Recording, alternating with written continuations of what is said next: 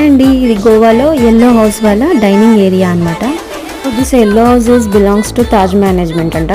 April నుండి మొత్తం dining area అనమాట. ఇది వచ్చేసి మనకి 3 to 5 స్నాక్స్ టైం ఉంటుందన్నమాట. అక్కడ మనకి ఇక్కడ స్నాక్స్ ప్రొవైడ్ చేస్తారు. ఈ రూమ్లో చాలా నీట్గా హైజెనిక్గా మెయింటైన్ చేస్తారు. 5 స్టార్ హోటల్ అంటే ఆ మాత్రం ఉంటుంది కదా. ఇక్కడ వచ్చేసి left side reception area, right side same garden area ఉంటుంది.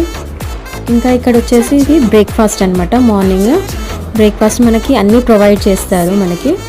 ఇంకా లంచ్ డిన్నర్ అనేది మనం ప్యాకేజ్ మాట్లాడుకోవాలి వీళ్ళతోని.